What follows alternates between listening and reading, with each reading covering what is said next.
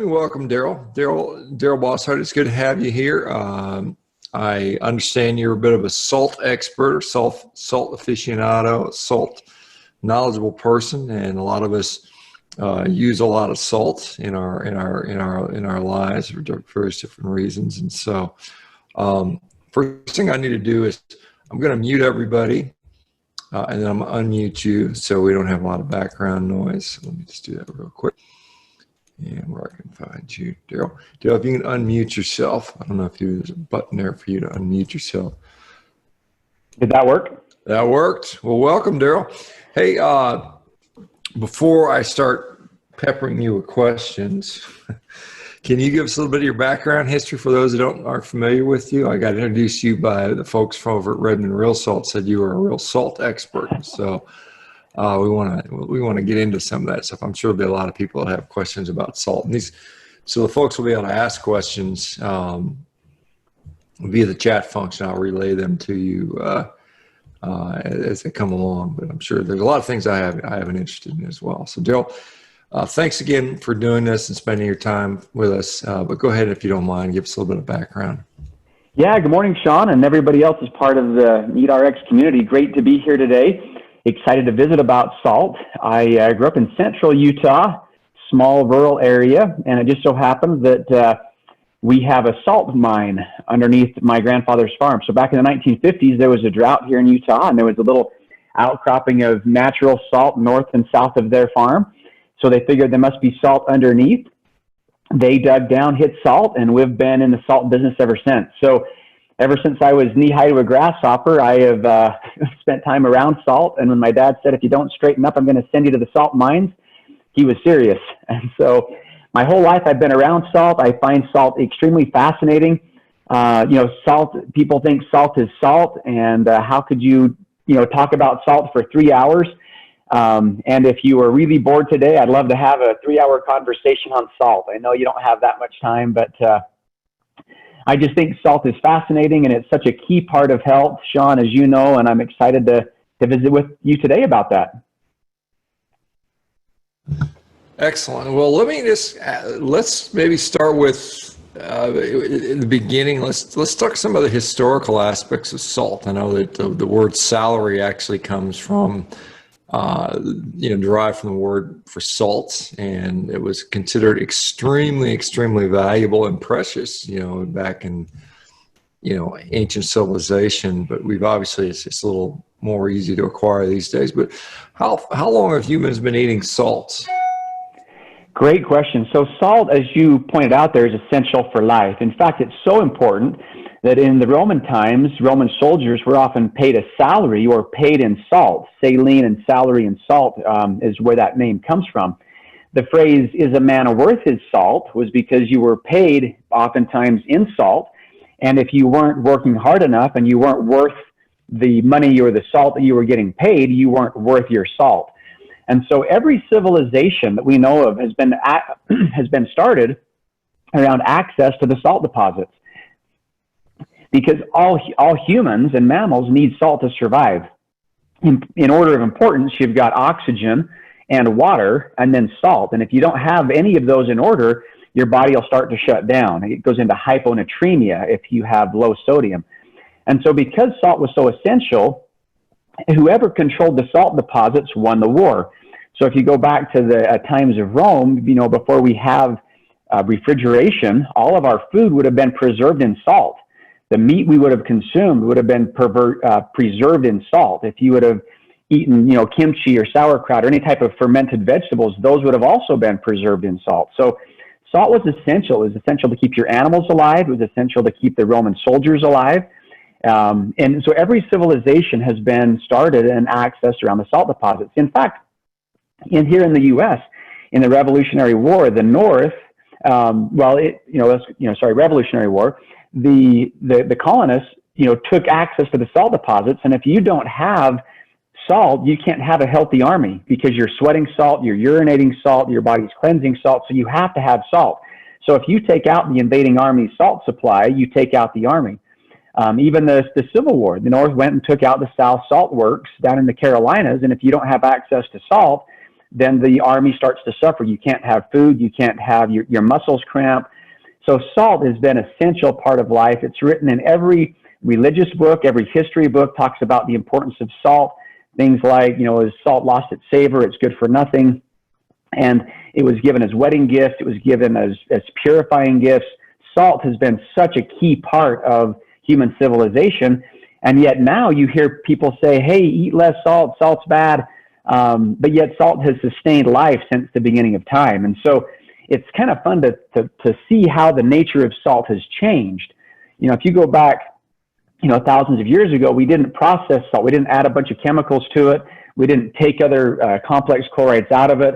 And we ate salt the way nature intended.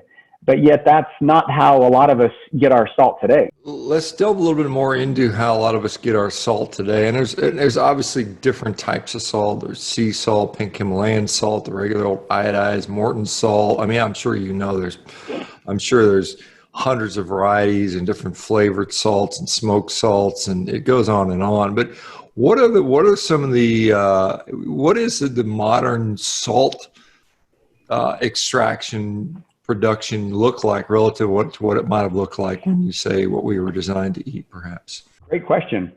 So when we say salt in the context of this discussion, we're talking about a sodium chloride based salt. In chemistry, salt is any acid and base that are bound together. So you have magnesium chloride, potassium chloride, all of these other, anyway, any two acid and bases bound together are defined as salt. In this discussion, we're going to limit that to sodium and chloride-based salt. So that comes from the sea, and all salts, regardless of where it comes from, when we're talking about food salt, is salt that came or comes from an ocean body. And there's a whole discussion in biology about how close our intercellular fluids match the primordial oceans. Our oceans today are about 3% salt. Our bodies are about 0.9%. And that's why when you go swimming in the ocean, it stings your eyes. And if you drink seawater, it'll make you sick in high amounts because it's 3 times as salty as our bodies, because the oceans are getting more salty every year as runoff and things like that take place. So historically, seawater occurs as 2 to 3% sodium chloride, then you have all these other minerals in it, and then you have water. So if you lived by the ocean, and let's say the San Francisco Bay, so you take the seawater out of the bay, and when the seawater comes off, it's about 2 to 3% sodium and chloride. Well, water will only hold 26%, which means as you start evaporating the water, then the salt starts to get higher in concentration, and eventually you'll have these beautiful salt crystals that show up. Now, unfortunately, we haven't been the best stewards of this planet we live on, and so now we have things like microbeads, plastics, the BP oil spill, Exxon Valdez, Japan, all of these unfortunate things that have made our oceans not near as clean as they were eons ago. But the primary way you get salt is you either take seawater from a current ocean, you evaporate the water out, then you harvest what's left over as this complex of sodium chloride, which is the primary base of the seawater. But then you also have trace amounts of calcium chloride, potassium chloride, magnesium chloride, these other complex chlorides that are essential for health. In fact, we can talk about the sodium-potassium pump a little later, but the body requires potassium to process sodium. And these other electrolytes offset the sodium, calcium chloride, potassium chloride, magnesium chloride. Those occur in smaller amounts, but they occur in our oceans today. Now, through a process today, salt companies can go and pull out the magnesium chloride or the potassium chloride, sodium chloride, and they can sell those off individually. So how primarily salt is produced today, it's either coming from a current ocean, San Francisco Bay, Gulf of Mexico, the Mediterranean. It can come from a Dead Sea, like the Dead Sea in Israel, the Dead Sea here in Salt Lake called the Great Salt Lake, or it can come from an ancient seabed. These ancient seabeds have been dried and preserved. These ancient seabeds, there's a deposit in Bolivia. It's a beautiful Bolivian pink salt. There's a deposit that occurs in Pakistan, which is the Himalayan pink salt. And there's a deposit here in Utah that has those same crystals, and that's the real salt that my family's been involved with for a lot of years. But those are the primary ways salt exists, is in an ancient seabed, a Dead Sea, or a current ocean. And then the question is, what are we doing to it at that point? Because there's a lot of things you can do to salt, but there's a lot of things you shouldn't do to it, at least in my opinion. Yeah, what's the, I guess the major differences, as far as, I guess one thing I'd say is, you talk about human composition of salt, and then if I'm not mistaken, isn't our blood more isoosmotic with seawater? I mean, basically, because our blood tends to be higher in saline content than, say, our tissues, perhaps. Maybe I'm mistaken on that. I'm not sure, but I thought that might be the case because, there's some thought that obviously if we go back far enough, evolutionarily speaking, we all kind of came from the sea, so to speak. And then, as we kind of evolved into more land-based mammals, we kind of kept some of that with us. How did, I just wonder if that's the case. I mean, our supposition is humans ate meat going back as long as we've been humans, and we didn't typically, hang it like we do now. And so we might have ingested more blood. Maybe we got some more salt that way. Who knows? I mean, we're early. We may not know this. I mean, how did, people before salt mines and they figured out how to, get it from the sea? How did they typically get their salt? And then perhaps we talk about the different, because some people, what's better? Is it a sea salt? Is it a Himalayan salt? I mean, and how do you define better? What are your thoughts on the different varieties? Yeah, thank you. So I'm not an expert on the difference in the intercellular and extracellular fluids versus the blood, so I couldn't speak to a lot of expertise on that. I do know that our ocean waters today are quite a bit saltier than they were eons ago. And so oftentimes when people are talking about how our bodies are very similar to the primordial oceans in the terms of the concentration of the salt and the minerals that are naturally found in the oceans versus those minerals that are in our body, I've always heard those more reference to just the cellular fluids, not necessarily the blood. So I'm not an expert on that. As far as the differences in salt, so salt, it does, one of its key functions in the body is how it balances the fluids intercellular and extracellularly. Salt is essential for those body fluids. And one of the problems or the challenges with salt because of that is salt is hygroscopic. Hygroscopic means it absorbs moisture out of the air. So if we were to take a salt crystal. This is a kind of a salt crystal from the deposit here in Utah. It's kind of a rosy quartz color. It looks more white on camera than it actually is. So if you were to sit this on your countertop in a very humid area, say in Florida, that salt crystal will actually suck moisture out of the air. And it will actually pool the salt pool water underneath the salt crystal because it's that hygroscopic. Because of that, salt tends to clump. If you have a fine particle, then the water binds to that particle and the salt clumps in your shaker. And so years ago, a salt company said, hey, how do we get the salt to stop absorbing moisture? Now, if you would have thought about it, that would be a really silly thing to do because that salt's job is to interact with moisture. But through a series of chemicals, they discovered that they could add these chemicals to salt and actually stop salt's ability to retain and to grab moisture. Well, that's great when you're pouring it out of your shaker. It doesn't stick or clump in a humid environment. But you can see how problematic that is when salt's job in our body is to help regulate the fluids. And so if we add things like sodium silicoaluminate, which is very similar to the antiperspirant chemical that repels and draws out moisture, or we add other chemicals to it like yellow prussiate soda, which is sodium ferrocyanide, these are approved additives in salt to stop the salt from repelling moisture. The problem is salt's job in our body is to regulate moisture. And so when you cake the salt crystal in something that repels and stops the salt's ability to interact with moisture, and then you consume that, even though the chemicals themselves that they're adding in small doses may not be problematic, it's certainly problematic because it stops the way the salt is supposed to interact with our body. And so when you look at a salt shaker, one of the first things you should look at is, are there a list of ingredients? You'll see things like sodium silicoaluminate, yellow prussiate soda, these other chemicals that are added to repel moisture. If you see those, find a different salt. I mean, use that salt to make Play-Doh or do some, salt your sidewalk or something. But certainly, I wouldn't recommend eating salt that's supposed to regulate our body fluids when it's been caked with a substance that's supposed to stop the regulation of moisture.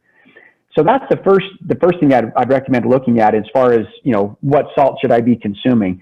The second thing is, salt companies discovered years ago, I mentioned that salt occurs as a complex chloride. Well, if you're a farmer and maybe you've got this great access to raw milk and you've got this, raw milk full of fat, full of whatever. And as a farmer, if I can take off the fat, which has a lot of that nutrition, and I can sell that off to a company to make butter or to make cream or to make whatever, and then I can take the milk that's left over, this almost dead white substance, and I can sell that as milk. Well, as a farmer, I've doubled my revenue, maybe even tripled it, because I can sell the fat for way more than I can sell the leftover milk for.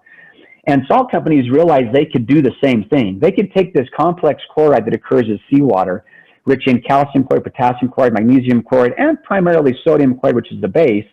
And through a series of evaporation ponds, I can put a different membrane or liner in that pond, and I can leach off the potassium chloride, sell that off to a vitamin company, move it to the next pond, leach off the magnesium chloride, sell that off to another industry, next pond, pull out the calcium chloride, and now with the sodium chloride that's left, with some other trace minerals that are still there too in small amounts that aren't worth taking apart, like the zinc, selenium, copper, phosphorus, iodine, those other trace minerals, I can leave those, but I've pulled off the potassium, the magnesium, the calcium chlorides. Well, that made a lot of sense early on, because in the industrialized revolution, we're trying to get rid of, or, maximize the utility of this complex chloride. But the problem is, again, in the body, our bodies need the potassium to offset the sodium. We need the magnesium for all of the electrolyte benefits that these other electrolytes have. And so the next question would be, are they adding anything to the salt? Are they adding any of these anti-caking agents? Are they adding potassium iodide? Do you have dextrose listed as an ingredient on your salt shaker? If you have any of those things, that's a good indication you might want to find a different salt. And then the second thing, look and research the company, and are they taking any of those other complex chlorides out? And if you ask those questions, I think you'll find a great, healthy product. You might be Real Salt, which is the company that, that my family's involved in. It might be another great product. There's a lot of great salts around the world, and I certainly don't want to throw any of those under the bus, because there's a lot of great quality salts. But there are a few questions to ask. Who's producing it? Where is it coming from? Is it coming from a current ocean? Is it coming from the San Francisco Bay, the Sea of Japan? And then what are they doing to it? Are they taking anything out? Are they putting anything back in? And whether you're, sourcing the best prime rib in the world or a great healthy, shaker of salt, I think if you ask those questions to the producer, you'll find out, are they doing stuff to it? Yeah, let me ask one chemical you didn't mention was iodine, and there's some concern about iodine and salt content, and we have iodized salt. What's going on with iodine? Iodine, I think, is one of the most important minerals or elements that our society today is low in. In fact, I would guess if most of the listeners today were to get tested, most people are iodine deficient. And that's a big problem. Iodine deficiency has been linked to tumor growth, especially in women, but in men as well. It's been linked to reproductive health. It's been linked to diet and fat loss. And, there's so many things that iodine does for the body. And unfortunately, today, a lot of people are iodine deficient. Now, any discussion on salt would be incomplete without a discussion on iodine, because we know that, salt has this iodized salt. Well, if we back up and ask ourselves, where did iodized salt come from? Salt was never meant to be a source of iodine. Now, there is iodine in salt, and that's because iodine is rich in the oceans. Seaweed, kelp, dulse is really rich in iodine. Seafood, fish is rich in iodine because it is in natural amounts in the ocean. But if we rewind back to World War I, in World War I, the draft was started, and we're drafting men out of the Midwest. At the time, during the draft, the U.S. military noticed there was a big goiter problem, which is a swollen gland that takes place when you have severe iodine deficiency. Now, if we look at what people were eating around World War I in the Midwest, which is where this goiter problem was much more highlighted, at that time, the American diet had changed, and maybe it was even worse than it is today, which isn't great. People were eating a lot of white flour. They were eating white sugar. They were eating out of cans. And in the Midwest, not eating a lot of seafood. And because of that, there was a massive iodine deficiency. And you can't draft somebody to the military if they have a big iodine deficiency and a big goiter. And so the military with the U.S. government got together and said, how are we going to solve this goiter problem? We have got to get people to eat more iodine. And I hope in that meeting, somebody said, well, let's have a campaign about the importance of eating more fish, which is rich in iodine. But I don't know what took place in that meeting, but the outcome was we've got to find a way to push iodine onto the American diet. And they talked about adding it to flour because people ate a lot of flour. They talked about adding it to maybe water like they do with fluoride in some cities as a way to force or to push iodine onto people. And what they discovered was the best place that they could find to put iodine that was even close to shelf-stable iodine was by adding it to the salt. Because everybody has to eat salt to live. If you don't eat salt, you die. And so if we put iodine with salt, you have to eat more iodine because it's forced onto you.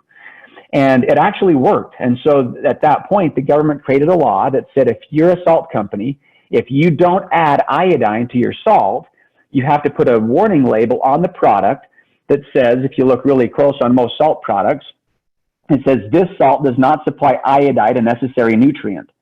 Now, you'll see that on any salt product that doesn't have iodine added to it. What's interesting is even though a natural salt, like our product here, it has trace amounts of iodine in it. But because we're not adding iodine, we still have to put that label that says this salt does not supply iodine, a necessary nutrient.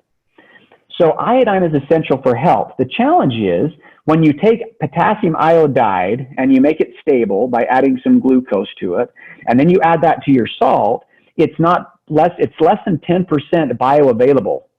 Dr. David Brownstein, he's an MD out of the Midwest, did a research project on iodine and salt. And so he took X amount of micrograms of iodine and added it to salt and then measured the iodine levels in the serum after you ingested, let's say, 10 micrograms of iodine. The iodine levels in the body only went up by 1. And so it was less than 10% bioavailability of iodine, potassium iodide, when it's added to salt.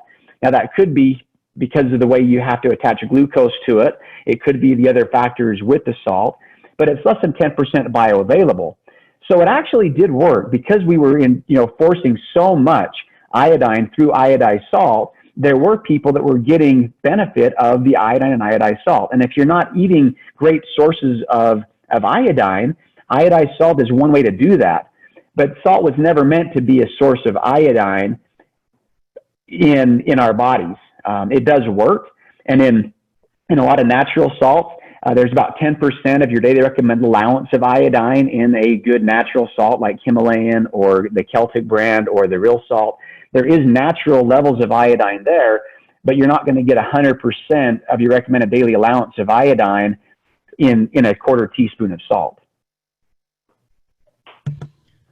Yeah, let me ask you, and I've used the red mineral salt product for a couple of years now, and I routinely throw it on stuff, and I find it tastes fine and seems to do well. What's in there? Because when you pour it out, there's always there's extra minerals in there. What are we seeing in that? What are the extra minerals that are behind it that are not sodium chloride, and why are they beneficial or not? Yeah, so if you notice if we back up just a little bit, if the only thing we'd ever seen in our life is white flour, right? And I know this is a very carnivore focused podcast, but if you've ever looked at white flour, if the first time you saw wheat flour side by side, you might say, wow, that flour's gone bad, that flour's dirty. That's not really the case. And salt's the same way. If you take your salt and pour it onto your palm of your hand, and all the salt crystals are beady and uniform and look exactly the same, that's an indication that might not be a very natural or healthy product. Salt in nature should look more like a snowflake. The salt crystals should all be unique. They should be not uniform. They should have some other colors to it because of those other minerals. And so when you look at a natural salt, you'll see colors. It might be gray, it might be pink, it might have some flecks to it. And those other flecks are the minerals that are occurring with the salt. Now, in the case of the gray salts or the Celtic or the French salts, that gray color is more of the gray clay that's lining the pond, which helps bind to that. If you look at the Hawaiian red salt, it's from the red clay ponds that they use to extract that salt. And then the Himalayan and the Redmond real salt have a bit of a pink, and the Bolivian has a little bit of pink color. So if you do an elemental analysis on any of those, the mineral content is about 2 to 3%. In the U.S. and in most countries, food salt, or salt meant for human consumption, has to be at least 97% sodium and chloride. And then you've got these other 2 to 3% minerals or additives. In the case of some companies, they'll just put, instead of having those 2 to 3% be extra minerals like it is in the natural salts, those 2 to 3% will actually be the additives, the glucose, the anti-caking agents we talked about earlier. And so the minerals you see are magnesium chloride, potassium chloride, calcium chloride, zinc, selenium, phosphorus, iodine, copper. There's over 60 minerals that will show up consistently in those natural salts. And, some salt companies, that both in the Himalayan, the gray salts will try to get into this, competition, who has more minerals. And they'll try to use things like moisture content. So some of the the gray salt companies will say, hey, we have 17% minerals and brine, which is really just water, because they can't sell a salt that doesn't have, that's more than 2 to 3% non-sodium chloride based. But the nice thing about those other minerals is, as you know, micronutrients today, we know so much more about the importance of micronutrients. And we need trace amounts of zinc, selenium, copper, phosphorus, iodine, manganese, magnesium. And so having a salt that has these micro minerals, they're not big enough for a daily recommended allowance of copper, but there are trace amounts in there that are great for health. And not only that, but actually it adds to the flavor as well. One of the nice things about salt is it makes your food delightful. A steak is just so much better with a little bit of a crusted salt on there. And because salt is hygroscopic, we haven't talked about the different sizes and types of salt, but there's, in salt, you've got just the size variation. So powder salt would be nice and powdery, like confectioner sugar, very, very powdery. You would have the regular kind of that fine granular salt, which a lot of people are used to, salting at the table.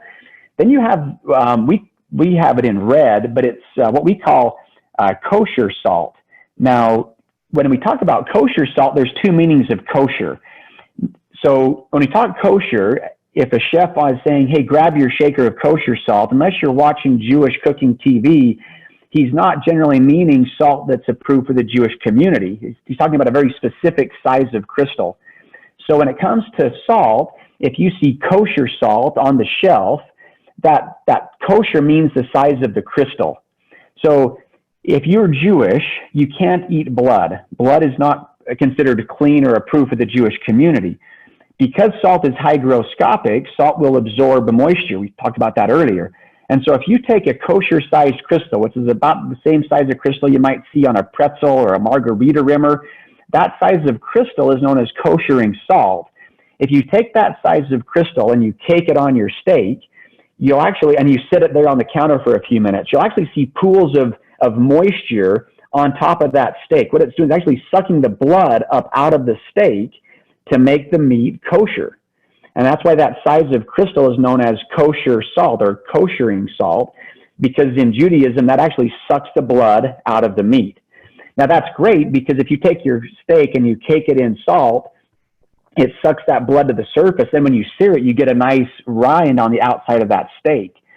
And so now there is a process for making something kosher or approved for the Jewish community. So in Judaism, they have a process where the rabbi will come through a facility and make sure that the facility is clean. The rabbi doesn't bless anything. He just comes through kind of like a health inspector to make sure you're following the practices that the Jewish community feel make things food safe. And so you have kosher salt that has a little symbol. In this one here, it's approved kosher by the Orthodox Union. And so on the back of the shaker, there's a little symbol. I don't know if you can even see that. There's an OU, which means the Orthodox Union has approved this. So a rabbi's come through our facility and said this salt is clean, or the process is clean. But if you look at the size of the crystals, where we're calling it kosher here, that larger crystal is known as koshering salt. So it's kind of kosher squared. And so those are just some of the the aspects of salt that sometimes we overlook. Salt, I mean, we've seen salt vilified, in last several decades, certainly, and it's considered contributing to high blood pressure. One of the things, and correct me if I'm wrong, but I think the majority of Americans, and probably a lot of people in other countries too, get the majority of their salt via processed foods. And so there may be some conflation of, you're getting a lot of salt, but you're also eating a lot of processed foods with that.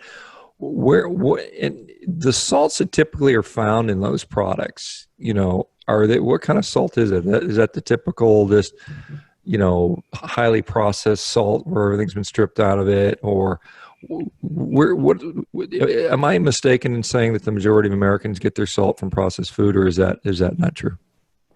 You're absolutely correct. And, as we have a discussion on carnivore and keto particularly, that comes into play. So there were a few studies years ago that they took mice and fed them copious amounts of salt, massive amounts. And they did see a slight increase in blood pressure when those extremely high amounts were given, which created this correlation on salt and blood pressure.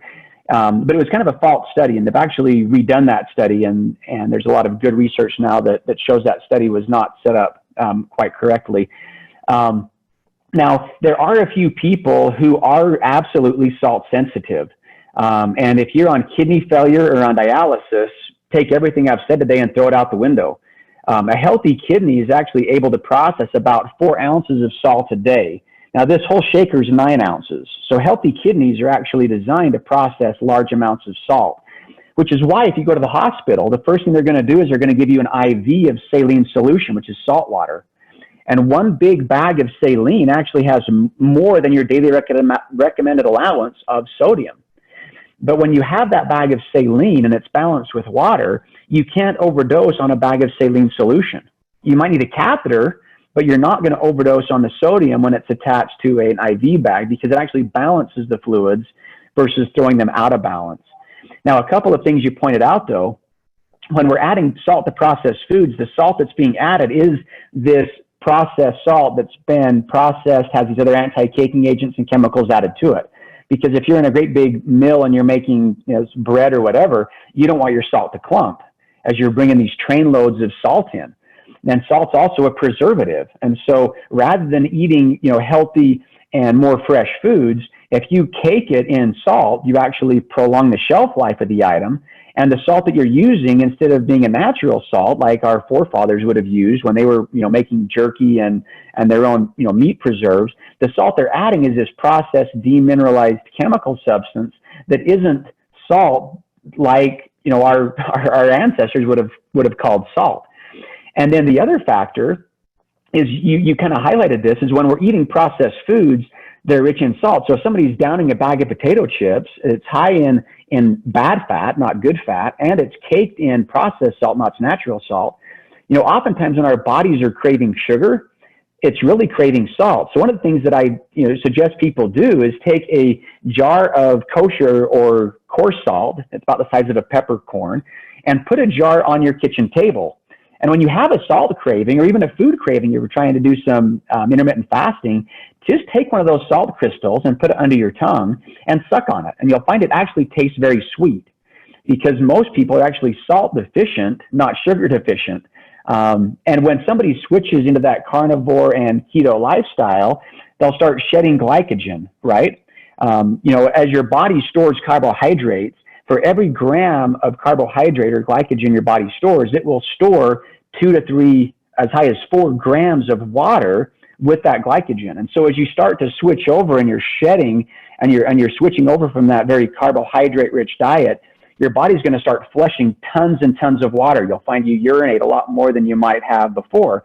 And what's happening is your body's flushing. Well, that urine isn't distilled water. It's full of salts. And so your body, as it's flushing these glycogen storage, and it's flushing the water that's attached to it, you've really got to go out of your way to add back in good healthy salt and good levels of water to keep the body flushing like it should. Yeah, I mean, there's a transition period that many people that's been called the keto flu, or they get dehydration issues, or they might have, blood pressure issues, energy issues. They might have even palpitation issues. I think to electrolyte shifts that occur. Um, Once that normalizes, I mean, assume you've kind of, you've kind of adapted to that lower insulin state due to the reduced carbohydrates. I would assume that the salt requirements kind of moderate a little bit as well. Is that fair to say? Correct. And I'm a big believer in listening to your body talk, and listen to your body's cravings. What I find is, like I said, at my house, I've got a dish of salt crystals. It kind of looks, here in the conference room, I've got a similar one. So this is just a dish of, I don't want to dump this on my laptop, but it's just a dish of salt crystals. And the crystals themselves are about the size of a peppercorn. And I'll just have this in the conference room and on my counter, and I'll just suck on salt throughout the day. And right now, I went on a 25-mile mountain bike ride yesterday, climbed over 5,000 feet of elevation. And so my body is recovering right now. I'm very dehydrated because I burned so much on this bike ride. And that salt crystal I put in my mouth just barely, it almost tastes like candy. It's that good and that sweet. I'm going to spit out so I don't spit on the computer. But throughout the day, as I drink more water and continue to suck on salt crystals, that salt crystal will go from tasting sweet to tasting very salty. And that's because my body is saying, hey, you're back up to that level. So there was a great book, in my opinion. It was written by a guy named Dr. Batman Gelly. And he wrote a book called Your Body's Many Cries for Water. And he wrote up a follow-up book called You're Not Sick, You're Thirsty. And talked about how our bodies, so many of us don't drink near enough water. And we might drink tea and all the other, sodas and whatever we might drink during the day, but we just don't drink enough good, clean water. And so in his book, he says, drink half your body weight in ounces. And I know some people, think that's too much or too little, but he would say add a quarter teaspoon of salt to every quart of water that you drink.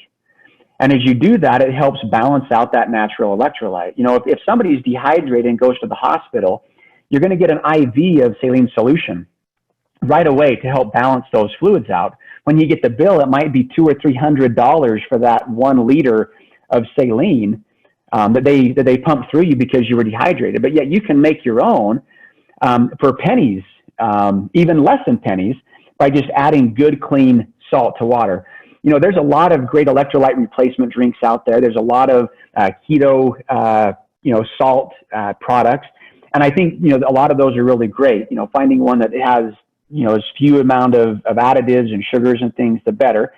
But you can make your own really easily. I mean, we have one that we call Relight. It has, the Redmond salt in it. It's also got other potassium, magnesium, electrolytes in there. But you can also just take a quart of water, a quarter teaspoon of natural salt, mix that up there. If you like lemon, you can put just a little squeeze of lemon. I know, that works or doesn't work for some people, but you'll make the best electrolyte replacement drink that anybody, would at pennies on the dollar, and you don't have the sugars, you don't have all of the additives, the food coloring, and all the stuff that's in so many electrolyte replacements today, and you can make your own. Yeah, and let me ask you about this is one thing that you talk about glycogen, pulling water with it, up to 4 grams of water per gram of glycogen. One thing I've seen, and there's actually quite a few studies on this, looking at salt loading prior to exercise, seems to help with increasing or restoring intravascular as well as intramuscular water.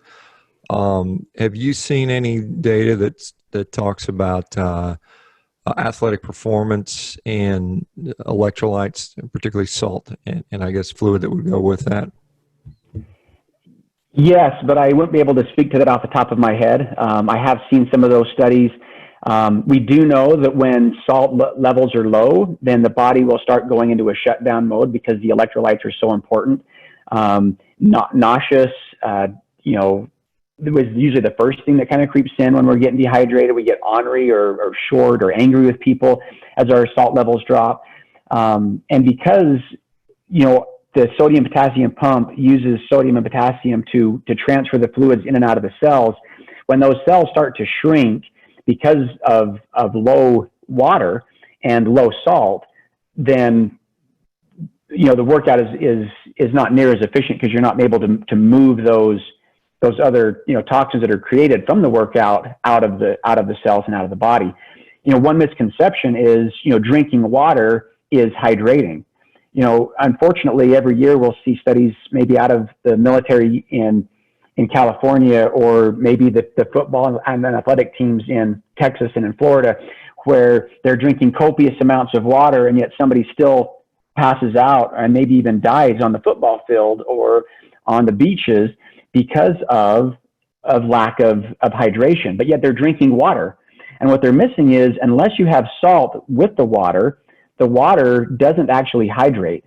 If I have a little presentation I'll do in colleges or in high schools talking about the importance of salt, and you take a light bulb and you put it over here, and you have a little dish of water in the middle. In the dish of water, you put distilled water. Well, distilled water is a very poor conductor of electricity. And so if you plug the light bulb in, if the wires are going through the water, if it's distilled water, the electricity can't pass through distilled water. So as you add salt to the water, then the light bulb turns on. And so it's not the water that's important. I mean, it certainly is. But unless you have those electrolytes with the water isn't able to hydrate. Our urine is salty, our tears are salty, our sweat is salty. And so as we're flushing electrolytes every time we cry, sweat, or urinate, or defecate, we're flushing those electrolytes. And if we don't replace them, you end up dying of hyponatremia. But before then, you get really nauseous, you get sick, you get headaches, and certainly you're not able to work out at the level that you're able to because of those lost salts. Now, I mountain bike a lot. I used to run a lot. Now I mountain bike a lot. And I can feel immediately when my salt levels start to drop. And so I will, suck on a salt crystal. If it's early on, I will, stop and just, I have a little shaker of salt, and I'll just, dump it in there. I've got hard-boiled eggs I'll take with me. I'll stop and I'll, cover a hard-boiled egg with salt.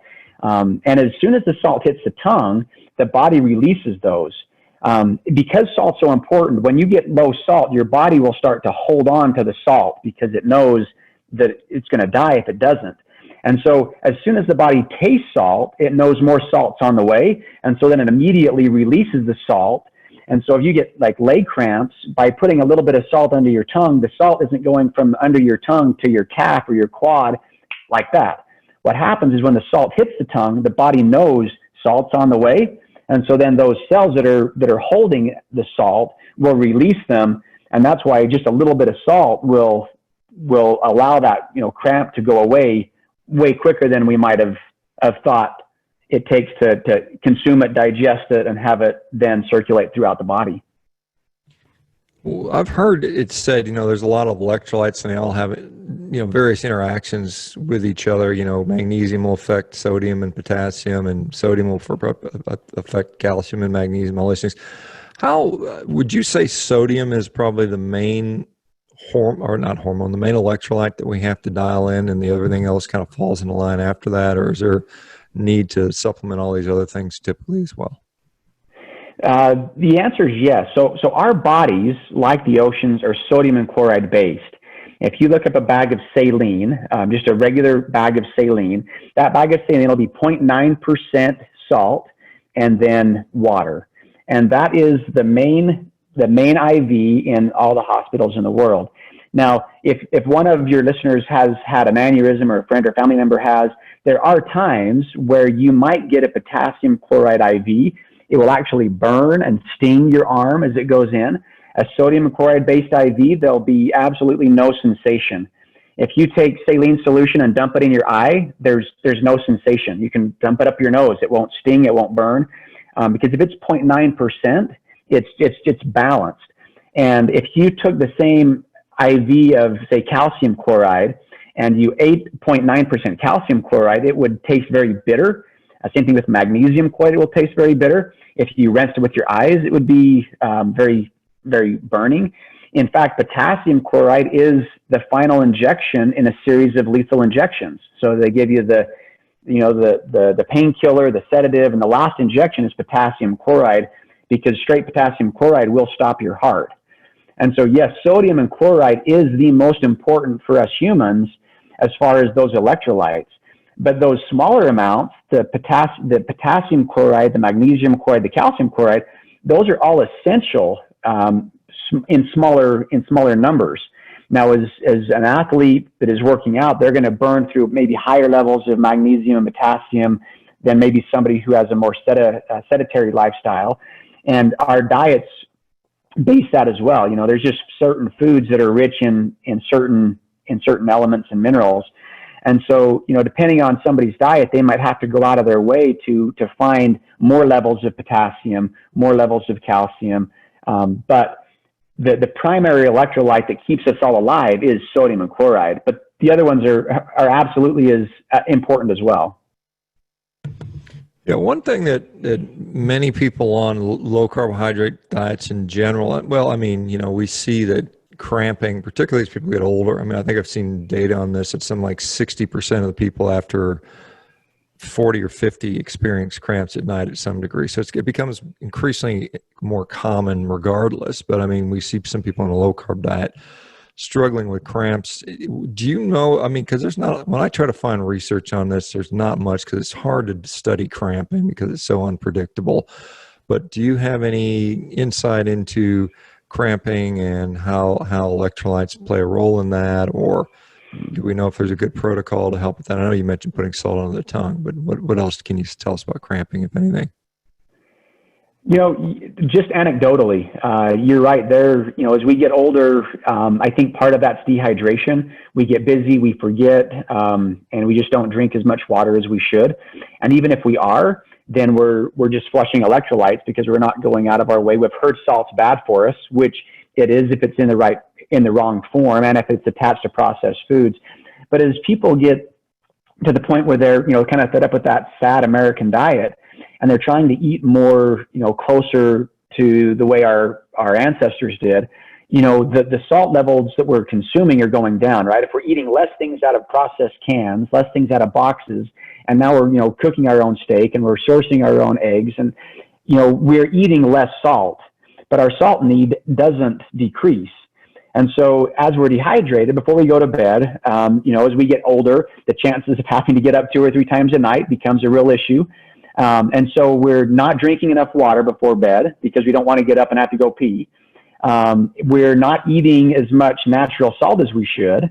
And so this combination of dehydration and a lack of electrolytes, I think, is a big problem with cramping, and restless legs and things like that. And so there are a lot of anecdotal stories about people who, hey, before bed, I'm going to take, take a quarter teaspoon of, clean natural salt and a big glass of water before I go to bed.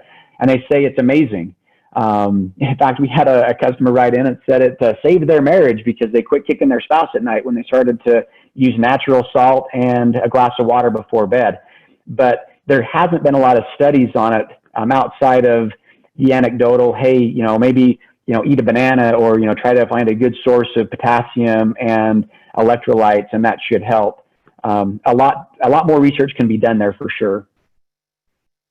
Let me and I don't know how much you can speak on this, but somebody who's asking about this, because I know the folks at Redmond have this product that's not directly salt, and maybe it becomes as a side process of harvesting the salt, but bentonite clay, which they use in, I think, toothpaste and some other products, is that somehow associated with the salt mine, or can you speak a little bit about bentonite clay if you know anything about that? I don't know if you do or don't.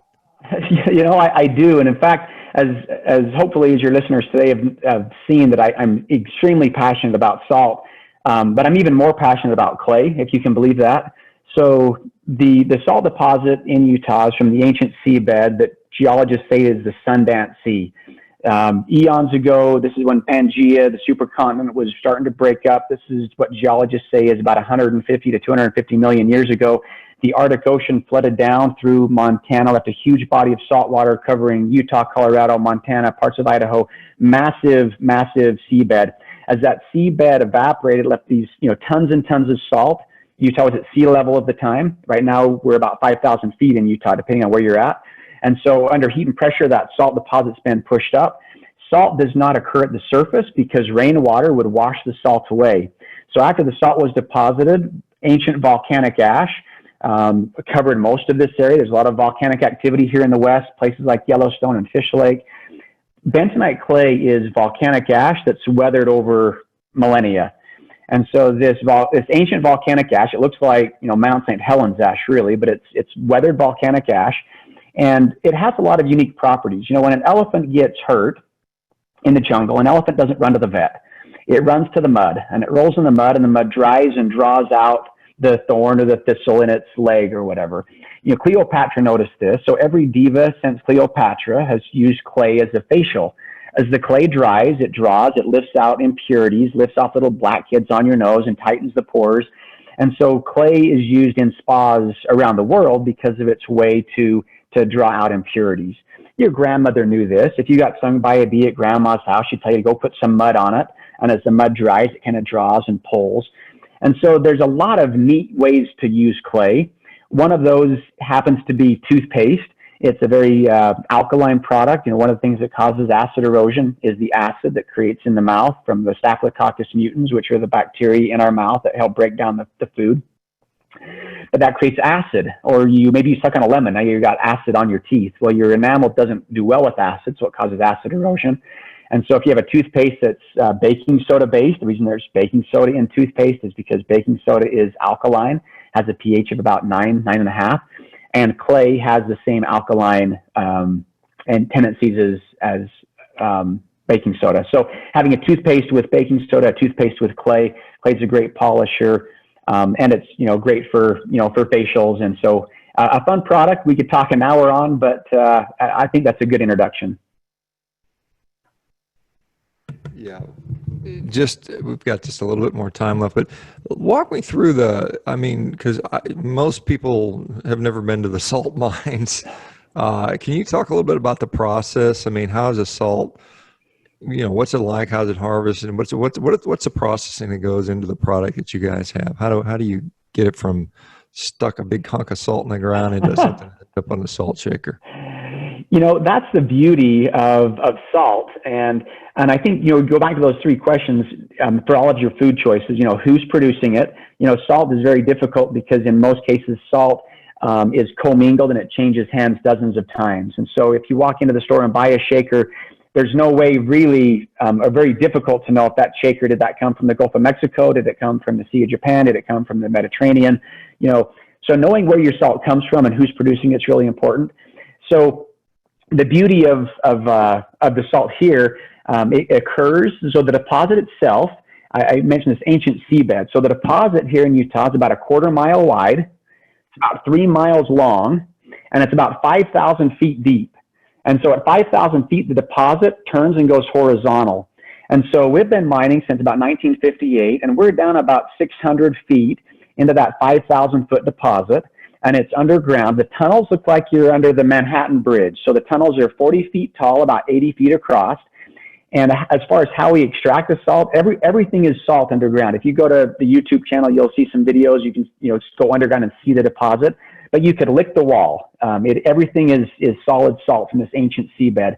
And as far as processing goes, you could do the entire process yourself with a hammer out of your toolbox and a screen out of your kitchen window. And so we take the salt, we grind it off the wall with it's a carbide tipped tiller, kind of chews the salt off the wall in chunks about this size or smaller.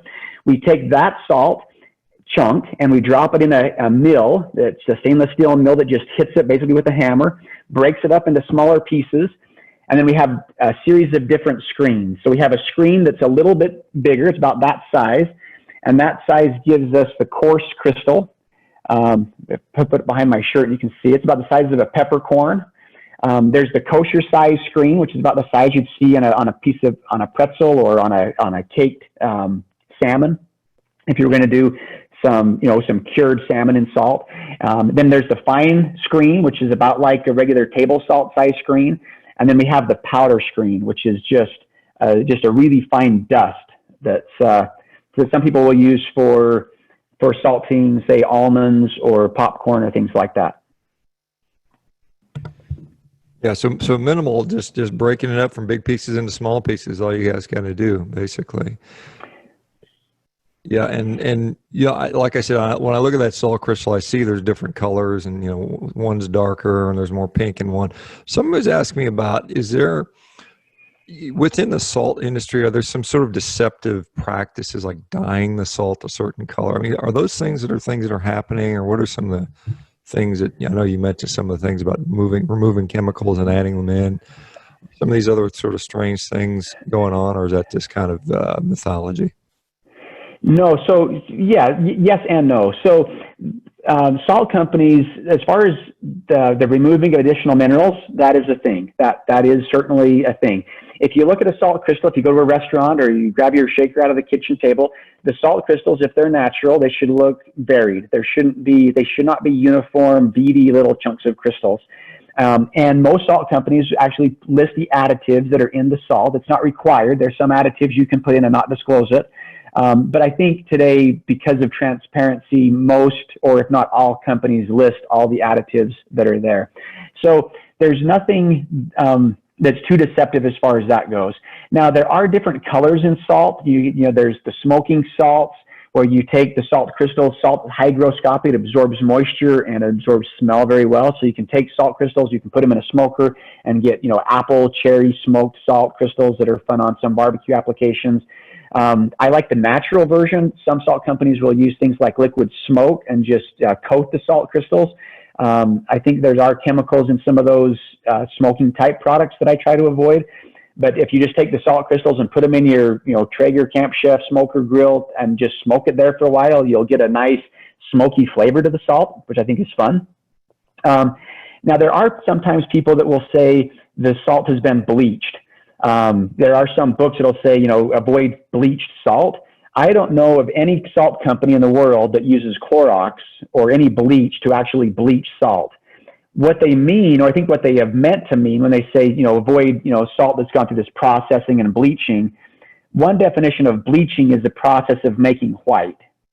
And so when an author or somebody is saying, hey, salt's been bleached, I think what they really mean, whether they say it explicitly or not, is through a series of processes, you can take salt and make it look more white and make it more bleached. But I don't know of any salt company that uses bleach or any chemicals like that in the process. The only things that I think you really need to worry about is where is it coming from?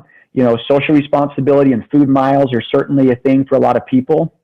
And finding out the source of the salt, is it coming from an area that's socially responsible? Is it coming from a company that is taking care of their people? I think that's a great question.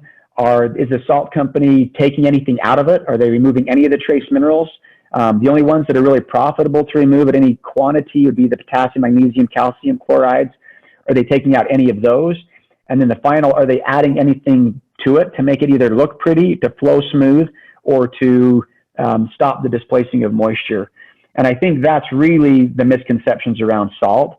I don't think anybody is, trying to do anything, terrible, as we've heard, in the food industry. Unfortunately, there are, some companies and practices that are probably very non-socially responsible. But generally in salt, I don't think that. I think it's just, are they taking anything out? Are they putting anything in? And then, what's the source?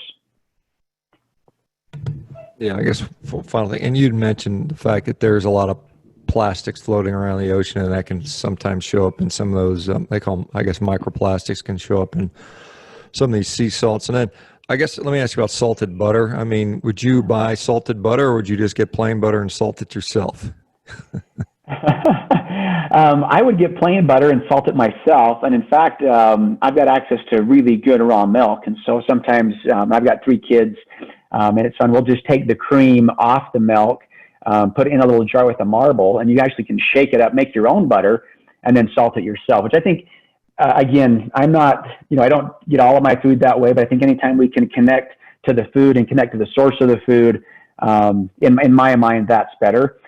Challenges with salted butter. First, you've got to find out, is the butter clean? Is it, grass-fed? Is it, nutrient-dense butter?